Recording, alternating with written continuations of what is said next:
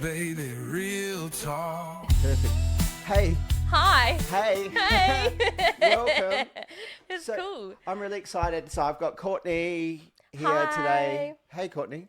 So Courtney, I love Courtney because Courtney does stand-up comedy here in Bunbury with me. And I just want to cut to the chase because people are going to love this. And you were on Farmer Wants a Wife. Yeah. Woo. Holy dams. Yeah. What was that like? Crazy. That was like, how long, what did I do? Like 2023, I think. I ended 2023, so aired 2024, I think. Yeah. The one So, like, on last it's like- year.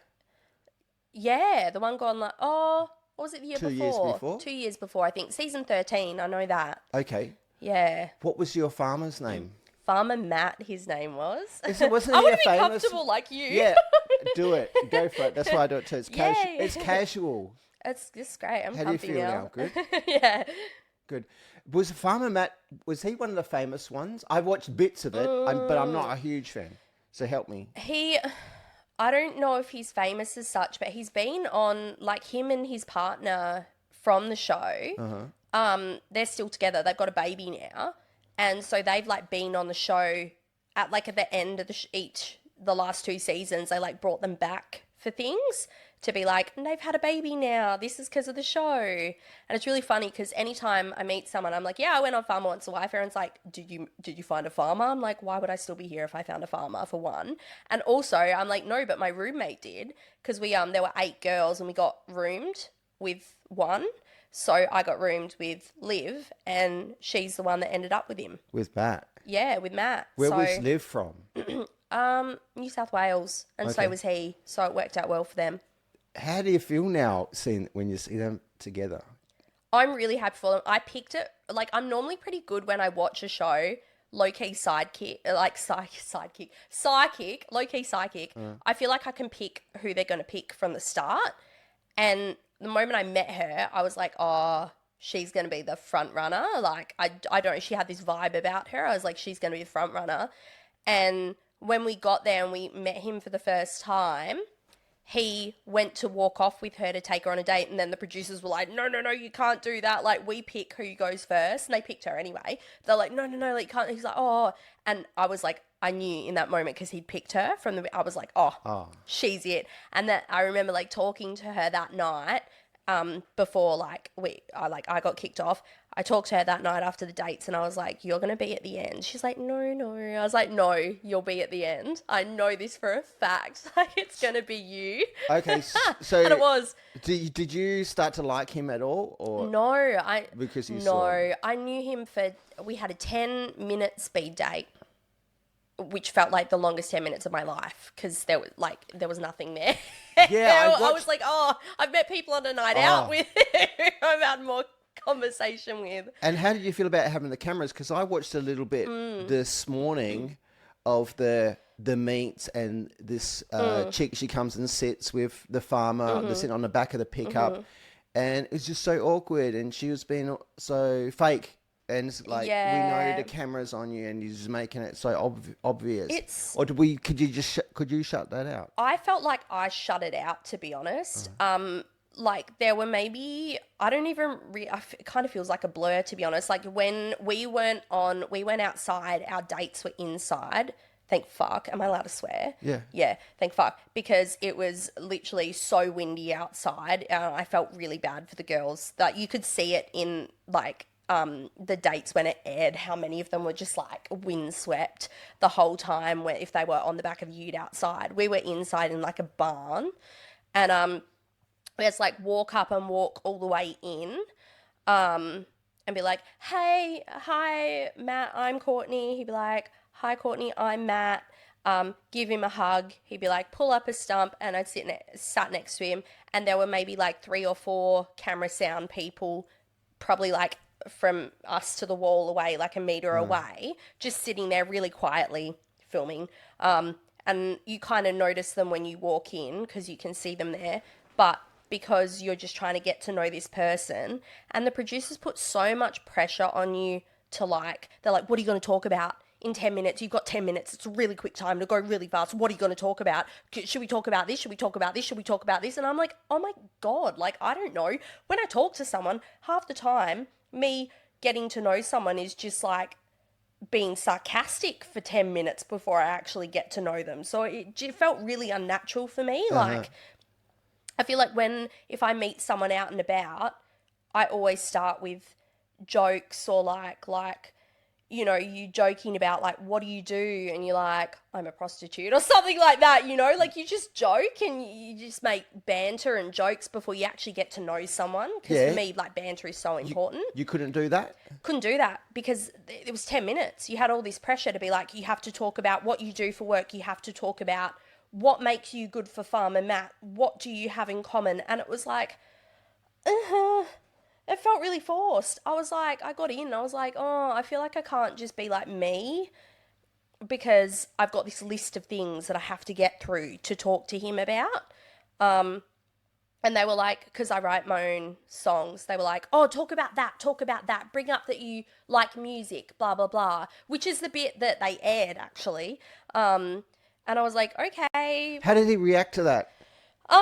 He really liked listening to music, so he was like, oh, cool. Like, he was a really lovely bloke, don't get me wrong. He had really good eye contact, like he really listens to you and laughed at jokes and things like that. But I originally went for him because he was the most good looking, so that's very superficial of me. So you got to choose. You got to choose him. To choose who you apply for. And everyone said to me, you should have gone for Farmer David because Farmer David wrote poetry and things, so he had a lot more creativity within him, which would have been better for me because I'm a creative person. But Matt was the most handsome one. No, it's okay. Superficial of me. That's cool. He was also, I think, a couple years younger than me as well, which didn't matter because Liv was my age and she's ended up with him. But How old was he? Oh, so young then. I think he was 23 and I was 25 at the time. Yeah. And so I was like, oh, he's the most good looking. And then because they do a video when you apply for them, they have a profile of questions that they've asked them that they've answered, like, what are your values? What are your hobbies? Blah, blah, blah, that sort of thing that you can read to see if your values would align with theirs before you apply for them. Do you think that they set you up like, did this based on like psychologically and analyzing you guys to make drama? Pick Liv. Great question. Put Liv with Matt or Tim and chuck her together with Liv because she's like this and they will get along or they won't. Look, that's such a good question. I don't know. I know it is so scripted and staged. Once you get there, you realise you're like, you know that reality TV is not reality TV. But in your head, you have a version of you that you think you would be like on reality TV, and then you get there and you're like, shit, this is really overwhelming and it's not what I'm like at all. Like for me, I personally felt like I kind of went into the version of me that I probably was in school, which is self-preservation me, where I'm like a really loud, confident, bubbly person. And when I meet people, everyone's like, oh my gosh, like you're like such an extrovert and blah, blah, blah. And I always remember meeting people when I was in school, outside of school, who'd be like, oh, you in the popular group? And I'd be like, no, like I'm in the loser group. Like, what are you talking about? And I felt like that side of me came out on reality TV because I just felt like I couldn't be myself. I couldn't say what I wanted to say because I didn't want the cameras to skew me into a villain or a version of me. And they do ask you questions to purposefully create drama. Like I remember one, and the producers are so fake. Like when they talk to you, they're literally, no joke, they talk to you like this. They go, so like, what are you wearing today? Like, show us what you're wearing. Like, describe what you're wearing. That's literally how they talk. And it was with like, no cameras on to you.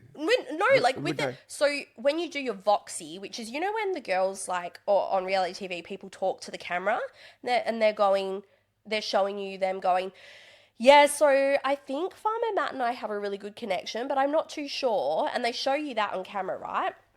I got you now. The bit in between where they're doing Like the that video interview. diary. Yeah, I got you. Yeah. Why would they do that? So they actually ask you those questions, but obviously you don't hear that on camera. You just hear them going, "Yeah, I think Farmer Matt likes me," but they're actually saying to you, "So, do you think Farmer Matt likes you?" And then you're replying to their questions. I got that. But the way they say it isn't just like, "So, do you think Farmer Matt likes you?" It's like, "So, do you think Farmer Matt likes you?" It's really staged and fake. Like almost like what would I expect? Like American Valley Girl, like really fake. Like we're besties, but really I'm gonna like stab you in the back later on. Okay. That's really what it feels like, and it's like, oh, yeah, Oh, so they're trying to maybe they're trying to poke you. trying to poke you, Yeah. poke the bear, yeah, see Yeah. what comes out, because I mean, at the end of the day, I watched Maths this year with my mum for the first time ever.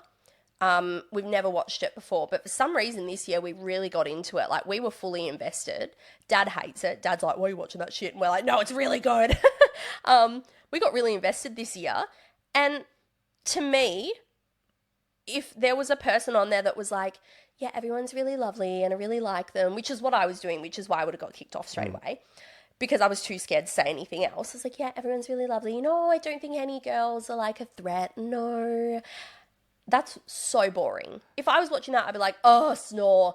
But as soon as someone, like on Maths, gets on and they're like, "You're a bitch. I'm going to throw a glass of wine in your face." You're like, "Yes, drama." Yeah, we That's love what that. people crave out of reality TV.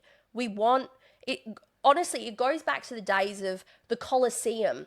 What do people do for entertainment? They go and watch someone get eaten by a lion. We don't want to watch someone like prancing about, like, without a lion in the arena. We want to see the lion eat the person because as humans, we crave drama. I love maths too. It's so exciting. So I was Yeah. catching up watching some Farmer Wants a Wife, and it just reminded me, like I was like you last year. I didn't Yeah. have time to watch maths this year. Yeah, If I did, yeah. I fucking would love it. That's Yeah. that's higher on my list than anything else on Netflix. And so I get it, and made me want to play. It made me want to play maths like it's a board game. But I know I will be so scared because of the thing you said is like to look like an asshole or villain on TV. But that's what they want. Do you think would you go on maths? I would love to go on Maths. Would you change anything? Would you do it different? If I did reality TV again, it sounds so bad, but if I did it again, I would go in fully as myself this time. I don't think I would hide anything. I felt like I kind of went into a shell of a version of myself where I was just like, "No, everyone's great, everyone's lovely." And I was really quiet. If I were to do it again, I wouldn't hold back. I'd just like, "That person's a bitch, that person sucks, he's mean, he's not great." Like, and I would just lean into that. And like, if they make me a villain, like, so be it. But I mean, look at what Abby Chatfield did. She was the villain. I hated her. Who's that? She was on The Bachelor a few years ago, and everyone hated her. I hated her, but now she's made a thing of it. She was made out to the villain, and now she's like got a podcast. She's on other reality shows. Like she hosts shows. Like she made the best out of it. I hope that you get another shot in on something like a maths or what's that other one, The Bachelor? Would you go on The Bachelor? No, Bachelorette. I wouldn't do. I don't think I'd do a show again where you're vying for the same man because it feels so unnatural. Even like watching Farmer Wants a Wife this year, my mum and I were like, "Ew, it feels wrong."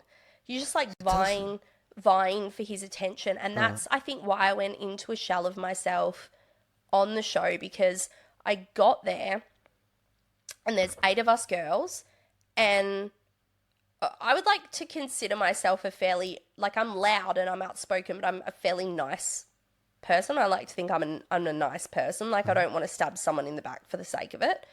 And I was there with these 8 girls who were like me, but 10 times me. Like I'm loud and outspoken, and it was like 10 times that plus 8 of us.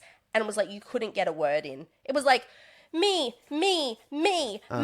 Did you like your date? I want to be the first to speak because I want to be the one that's on camera. And it was like, oh my gosh, like I can't with this. It was overwhelming. Do they switch then? Because like how you just describe those chicks, it sounds like from a guy's point of view, it sounds pretty unappealing. Did they then switch when they came in the room with Matt, or am I just am I the idiot? Off camera, they said some pretty unhinged things for me. Uh-huh. Like I just sat there. I remember sitting because you spend a lot of time off camera waiting for things, and you spend a lot of time with those girls. And the group of girls that I was with, like Farmer David, who everyone told me I should have gone for, the creative one, which he's married to lovely Emily now, who was in that group. That group of girls was singing High School Musical, and I remember sitting there being like, why the fuck am I not in that group? Like, that's my vibe right there. Whereas my group of girls were like making sexual jokes about him and thinking it was fun. Like, not all of them, but most of them making sexual jokes about him, thinking it was funny. And it just felt really, really uncomfortable. And I was like, oh, are these people even here for the right reason? Like, that's genuinely what it felt like at the time. I was like, oh my gosh, like, I'm okay going home because I was just very uncomfortable. It felt like you were just fighting for one person. I was like, I'd rather meet someone who I'm not.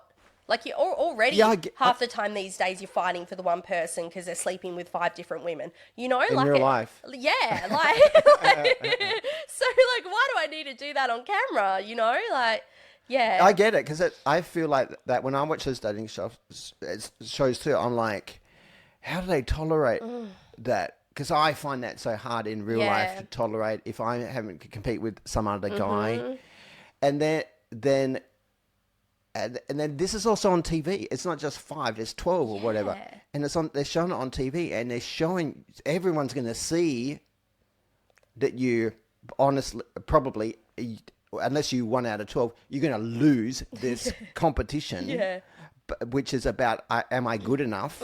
Will you consider, how do you put up with that? That was the thing for me, like, going in, it was that whole thing of like, am I good enough? Because I already deal with that on a daily basis. Like, it's hard enough in life, like these days, because relationships are so hard these days because everyone's online, and I don't know what it is about this generation, but men are just like fucking 50 different girls at the same time, and it's just like, it's just trash. Like, you know what I mean? And it's hard enough if you meet someone out and then you find something out about them and you're like, oh, there it is, penny drops. But, like what? What could you don't have to share anything too personal. We can change tack if you want. But you'll be like, you like meet someone. You're like, oh, this person's really lovely, and then you find out like they're like not over their ex, or they've got a kid, or like something else crazy. Like they're sleeping with someone else as well at the same time they're sleeping with you, and you're like, oh gosh, and it's kind of like that, but just personified on television. Like, this guy's dating 8 different women at the same time, and you kind of go through this thing, you're like, oh, if he doesn't pick me, does that reflect on my self-worth, like if I'm not good enough? But for me, I think the thing that actually didn't trigger that for me was the fact that when I met him, like, I applied, I don't know if I said that before, like I applied for him as well because he said he was like really funny, loved jokes, had good banter, which, no offense, for me, he didn't. And he wasn't. He wasn't like, if I go on Farmer Wants Wife, I expect like a real like country bloke, you know, like, which he wasn't. He was very city-fied, I would say. Like, he's very good posture, like, yes, like he went to a city boarding school, but he lives in the country. Like, that's the vibe that I got. Are they really carefully chosen, do you think? Are they real, like... Don't know. Yeah. Because they're too good on camera sometimes. No, I know. Yeah, supposedly, like, I don't know. I just expected like a country bloke, and I feel like I didn't get that. And I think the thing for me where I was like, didn't make me question my self-worth or anything, was the fact that like on that 10-minute date, I remember there was a bit of silence because it felt like the 10 minutes was going on forever. Everyone's like, that 10 minutes went so quick. I was like, oh, it could have ended quicker for me. I was sitting there. I remember there was like a moment of silence where we didn't know what to ask each other because there was just no connection really. And I was like, and I looked at the camera crew like, how long we got? How long we got, guys? Can we do Tinder dates like that? Yeah, like, wouldn't that be great? Because Tinder dates are already shit. I know. Are they I know. shit? Yeah, They're they're so right? shit. Yeah. So I wish that Like there 10 was minutes this is up. thing where if you were going to go on a Tinder date, Yeah. it was in front of a camera crew. It may as That well would be great. And then you're like, sorry guys, it's our 10 minutes is up. I'm so sorry. Like, see ya. Gives you an easy out of it too. Yeah, it does. And gives you evidence as well. Look, you were shit on this date. Yeah, Not yeah. me. You had the bad conversation. Wouldn't that be so fun? I just fucking love that dating stuff so much, but I get so intimidated by that stuff we talked about, like the picking, am I good enough, and getting intimidated and stuff like that. I think that's the thing, like, like for me in that instance, I didn't get that because I knew there was no connection. Yeah. So for me, it wasn't like I liked him from the get-go and was like, oh no, he didn't pick me and I really liked him. It was like I met him and I was like, oh no. A, he wasn't what I thought he would be. And B, kind of, there's like no connection here. So if you don't pick me, I'm actually okay with that because we didn't have a connection. Like the only reason I would want you to pick me is so I maybe get like a week longer of a free holiday. You know what Was I it mean? good? Because everything's paid for. Like your booze is paid for, your flights are paid for, your accommodation's paid for. It's like I got like a 3-day mini break. It was great. Yeah, it sounds fun. But were you able to enjoy it? Because that's a lot of pressure to know that you're going to be on TV as well in this kind of show. Yeah, like I was actually, funnily enough, I was writing my stand-up about it last night, actually. I like started like a stand-up piece about it because some of it was really, really funny. And like when I tell mum, Do you have a Dad, joke that you don't mind? I don't want you to give yeah, anything yeah, away. yeah. But Like just like a the one-liner or one for something. me that I always say, like when I'm talking with my family, if my family brings it up, they always think it's funny. They're like, you should put that in stand-up, which is that like when at the end when I did my talk to camera, like after I got let go, after he didn't pick 3 of us, I'm doing my talk to camera, and some of the girls like crying and shit, and I was like, you know this bloke for 10 minutes, what are you doing? And I was on camera and I was talking, and they have like the psychologist to the side and the producer, and I was answering the questions. My favorite question. Well, like at the end, the psychologist is like, you did really well. I was like, thank you. And What were these questions? Sorry, so, the questions for what? yeah, so the questions are like, are you sad? Blah, blah, blah. And the question that I got that I think was hilarious still to this day, that I make jokes about all the time, they're like, Courtney, do you still believe in love? And I was like, bitch, I knew the man for 10 minutes. What do you mean? I've had a one-night stand longer than this. That's a trap. Because you know, Like, one of what my... do you mean?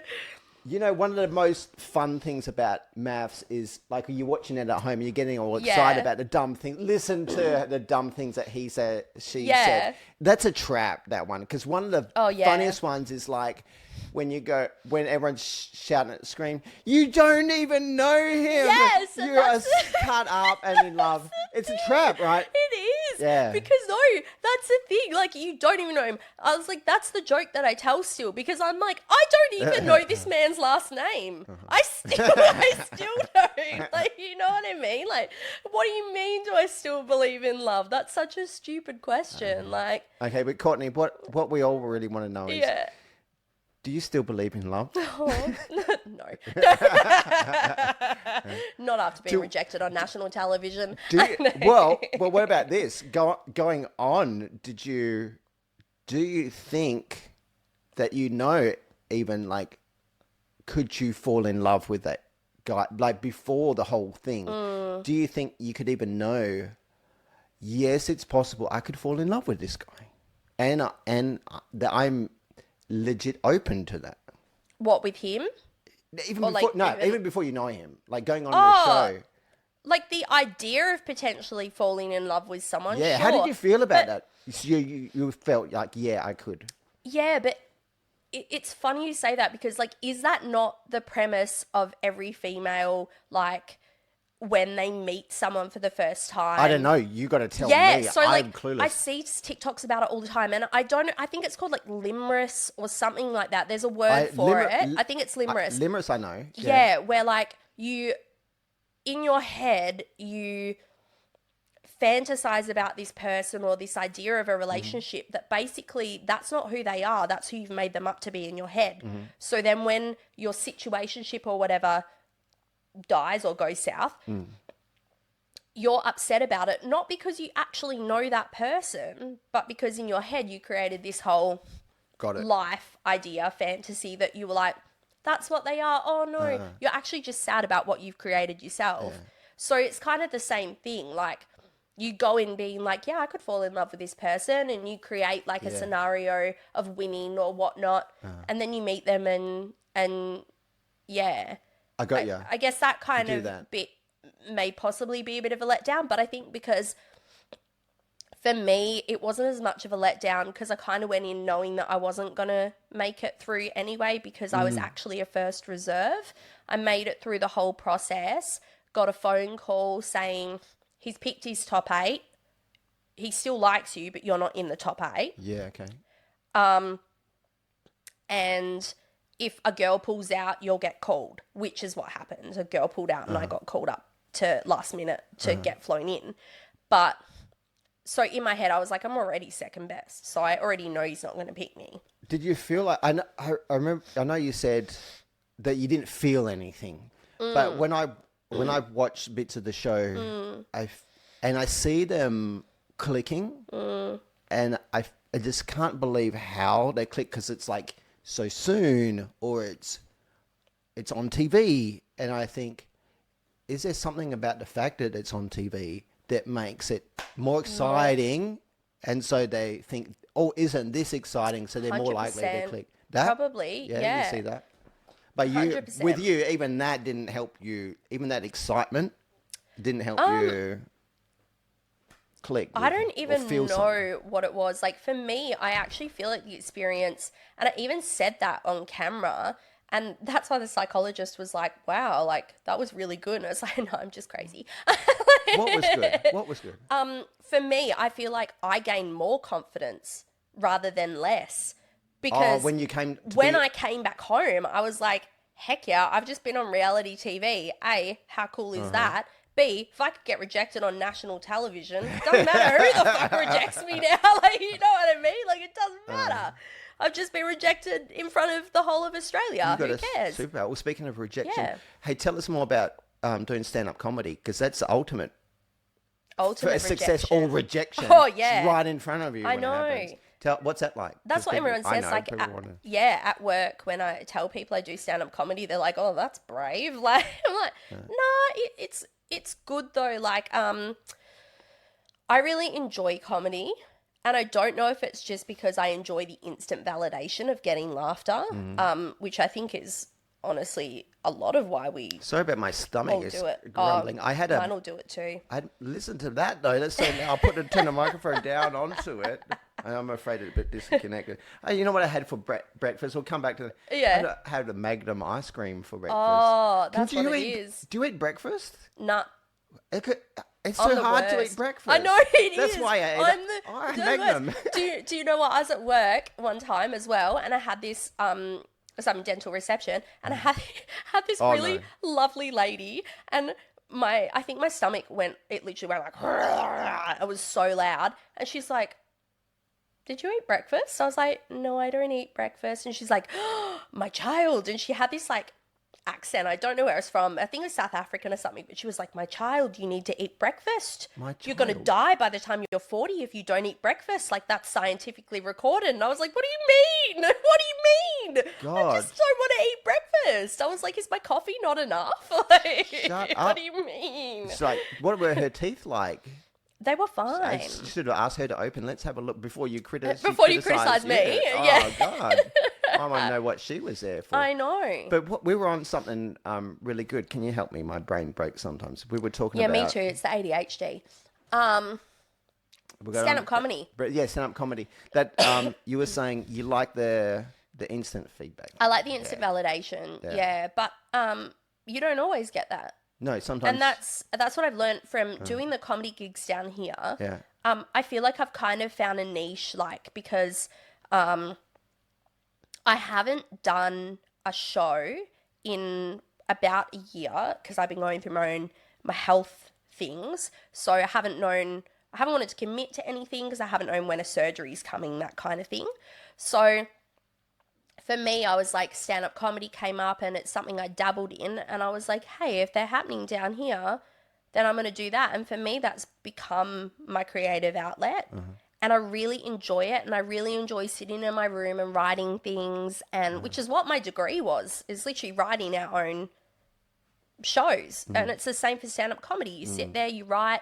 Sometimes I'll literally be in bed at like 12 at night or in the shower, and I'll come up with a joke here. I'll say something just to myself and I'll be like, oh, that's good. I'm going to write that down. Like, you know, It's like you can get to be creative all the time. all the time. It's great. And you'll be somewhere and you'll say something. Like, I was literally, the other day, I was with mum and dad, and I was like, hey, I just thought of a really good joke. And it was like, because I'm in dental reception, I said, and they both thought it was pretty good, which is rare for them. Yeah, can you tell us, or you're saving it? Absolutely. Yeah. And I said, you know how sometimes you meet someone, or someone says something, or you look at someone and you think, fuck, you're stupid. You know, like you get that sometimes. And I said, you get it a lot in dental reception, where like you'll be on the phone to someone and someone goes, oh, hey, have you got any appointments today? And you go, no, I'm really sorry, we don't have anything available today. And then they go, oh, not even an emergency? And I'm like, I'm sorry, but I don't think you need your teeth checked. I think you need your ears checked. Like, I think you're in the wrong place. Oh, if only you could say that on the phone. I know, and sometimes I feel like saying that. I'm like, when I say, no, I have nothing available today, it means I have nothing available today. But my tooth is it's hurting me. I need. And everyone's like, it's an emergency. oh, but I'm in pain. I'm like, yeah, I'm in pain listening to this conversation. Like, please stop. What's it like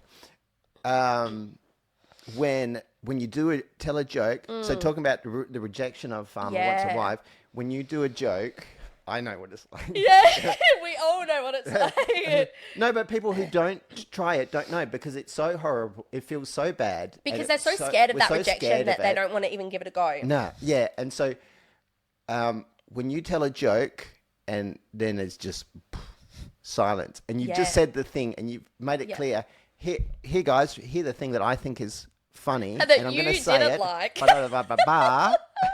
And then silence. Do you know the worst part about that is like when you're rehearsing it at home and you're like, man, that's a good joke, and then no one laughs in the real time, and you're like, in your head, like everyone was laughing at that, and then you're like, oh shit, no one thought that was funny. Those moments. Yeah. Do you think you can describe what that feels like?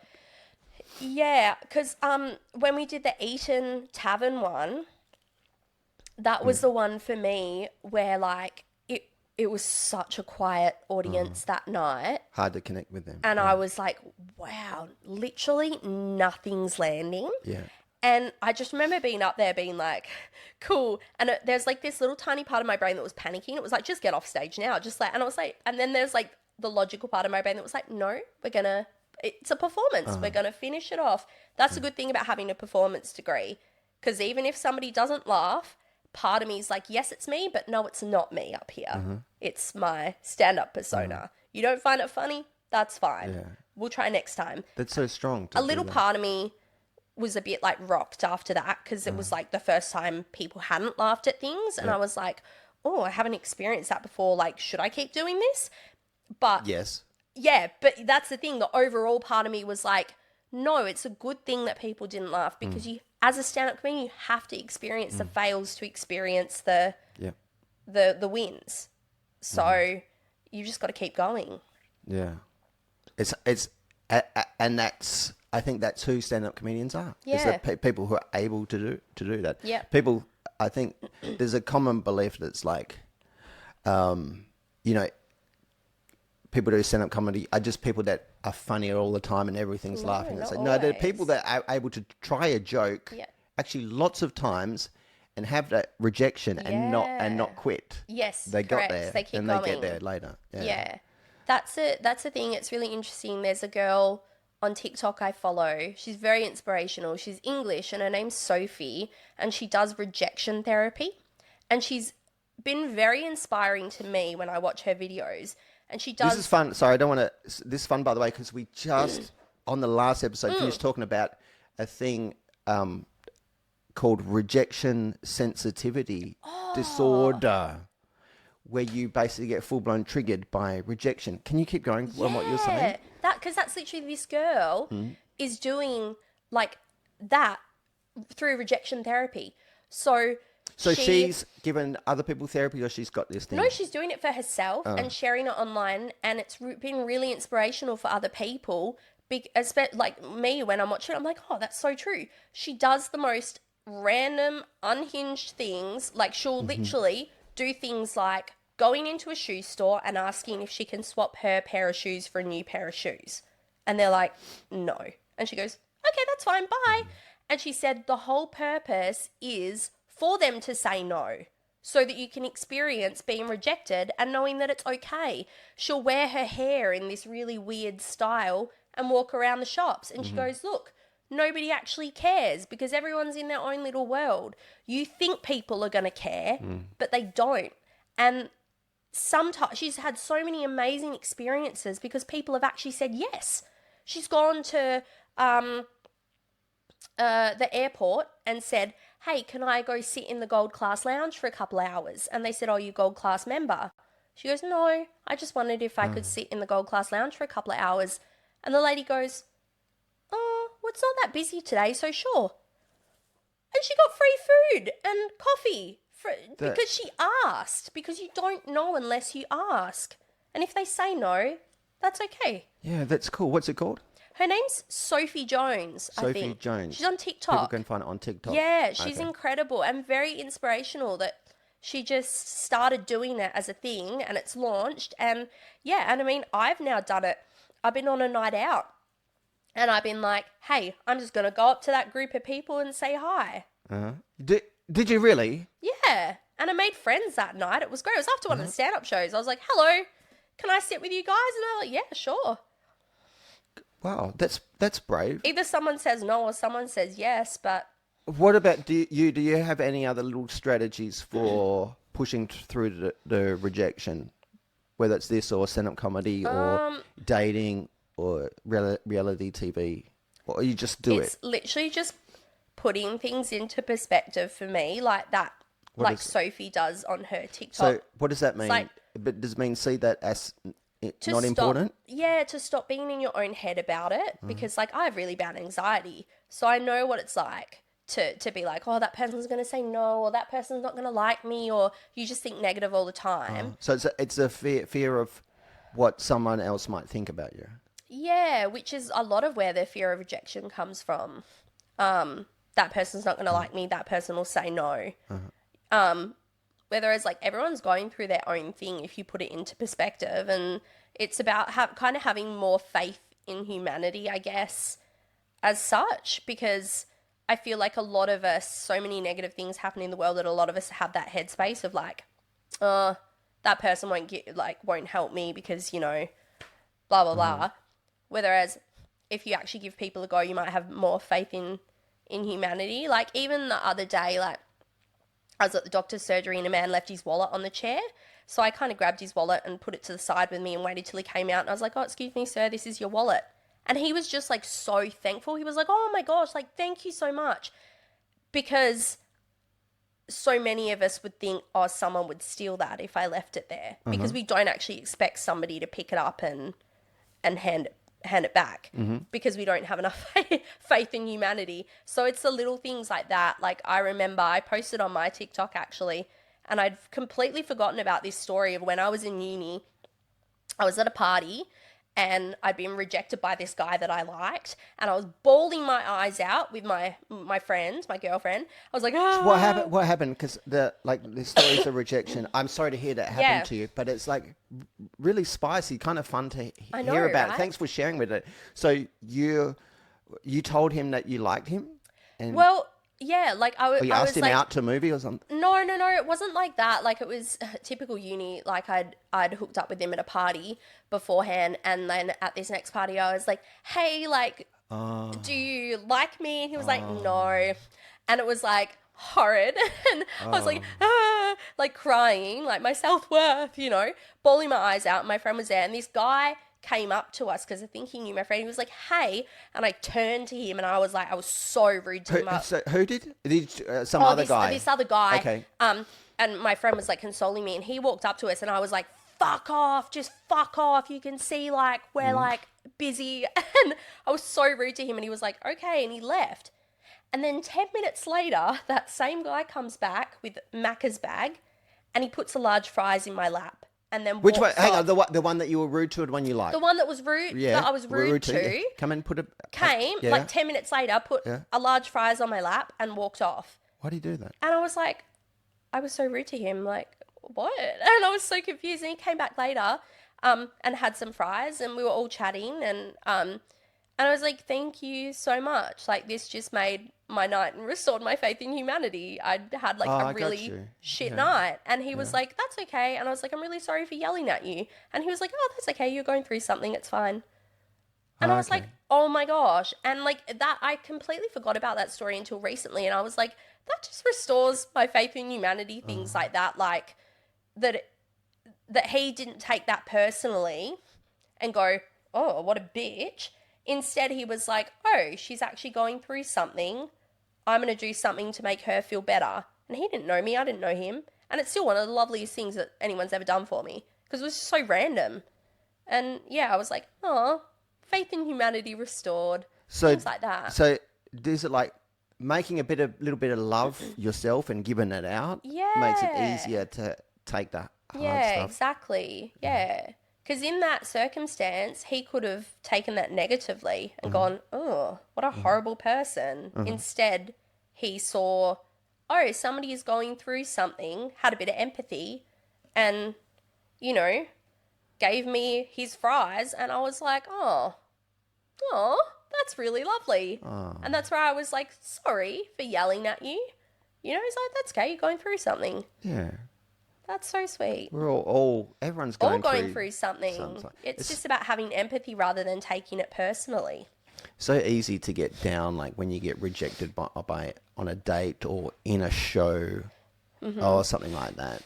But yeah, everyone's gone through something. Maybe they're heading in a different headspace. That's the thing. Yeah, it's so easy to take things personally because in our head, the world revolves around us, right? I take everything so personally. So do I. Yeah. And like, that's where you have, like, in that moment, that's where you kind of look at things and you go, actually, that's where rejection therapy comes in. You go, actually, it's not all about me. Even though I like to think it is, it's not. And so maybe that person's reaction isn't because of me, isn't because of my self-worth, it's because of them and theirs. So not to take everything personally, I think is important. How do you just got really deep, Ryan. This is real talk. It's a deep show. Yeah. What do you feel now about like if you have a crowd that's quiet like that? Do you feel like I'm trying to remember what you said, that they weren't really maybe connecting really with what you were saying, what but you're you kind saying, of push through. How do you feel like, or whether it's like that crowd or it's a date like that? What do you think is on you to do? Like, you kind of do you think it's just to keep doing your thing and push through and saying, hey, is this something you like? No, is this something you like? Yeah. You just consistently just be yourself. I think, yeah, like when you got a crowd, I mean, even at the Rose that we did the other night, that was a really quiet crowd for all of us. For all of us, it was a quiet crowd. And I got up first, and I hate getting up first because nobody's drunk enough to laugh. Yeah. Yeah. And you're like, oh, here it is. But, you know, there was laughter here and there. Yeah. And I think it depends. For me, I think comedy is the same as any art form. It's all based on opinion and it's subjective. So not everybody's going to connect to that thing. Like, for example, in genre of movie, I love horror. Why? I don't know. I just like it. But somebody else might hate horror and love rom-coms. Oh, I hate horror. Right? You say you love horror? I love it. Oh, I watch yuck. it before I go to sleep at night. Oh, yuck. How can you do that? Do you have nightmares? No, I love it. I was just like straight Oh. after. I'm like, oh, that was a great show. Out. I don't even need to The watch anything guts. else. What kind of horror with a lot of knives cutting guts open? And I love stuff? thrillers, actually. I love like a killer okay, thriller. that's not so bad. I love a killer thriller. I love the ones where they like get trapped underwater with a shark or something crazy like that. I like the ones that, ironically, like for someone with really bad anxiety, I love the really stressful ones where you're like, oh my gosh, what's going to happen next? Like, love those. But horror, probably like The Conjuring, like all those. They're really good. So scary. Anything that was like it's based on a true story, and you're like, oh, okay. I don't know if I like that. Oh man. But yeah, Do you have any other projects or stuff that people can see you in? no, not at the moment. Just stand-up comedy. Because I know that you've done a lot of acting, right? Heaps, yeah. No, I haven't been doing anything at the moment. I've just been doing stand-up because I've been really enjoying that side of it. Do you feel like doing stand-up comedy could end up being your big thing?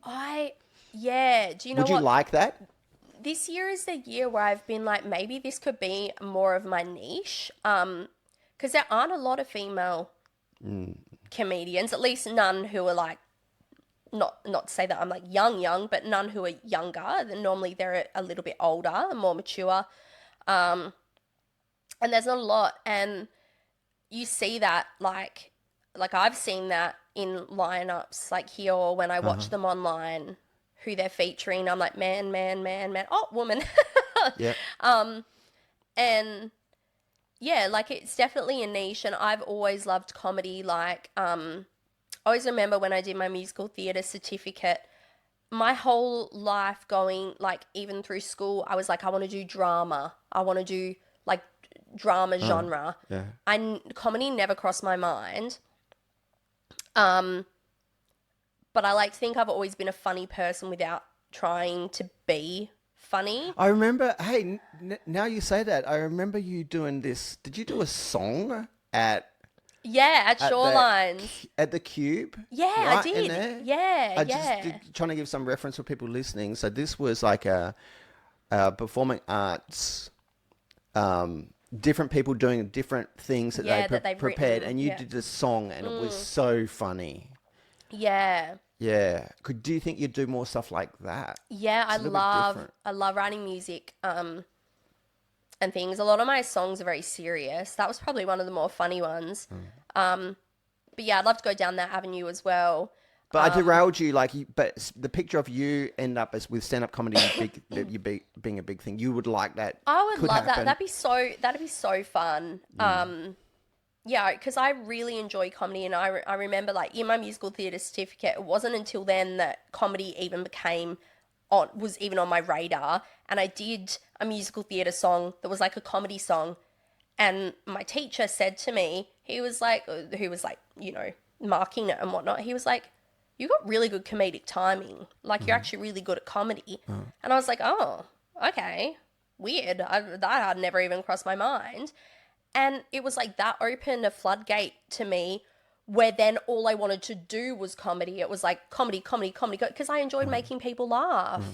So it's like, and it's not just validation. It's also like, I don't know, like you feel good when you make people laugh. You're like, yay, I've brought some joy to someone today, you know? Like it's... Yeah, it's easy like when to you get tell lost. a story, you're like, yeah, people laughed. Like, It's easy to get lost in the high that you get of people laughing and forget to like bring people joy. I've heard a lot of other comedians say as well. Don't forget to be there for them. Yeah. Come there to make joy for other people. Exactly. That's part of the ingredient. We'll have to wrap it up. It's been great having you here. No, it's been so good to be here. Thanks. I love a fat chat. Well, hasn't it been fat?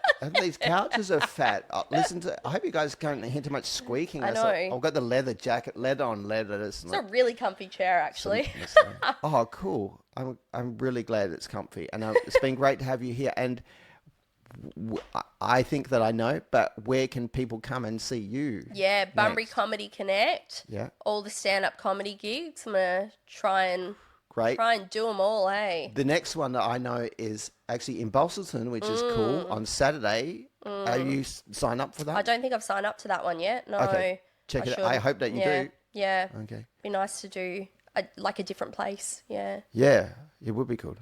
Thanks for coming on, Courtney. Thanks for having me, Ryan. See you next time. See you next time. Bye. Bye.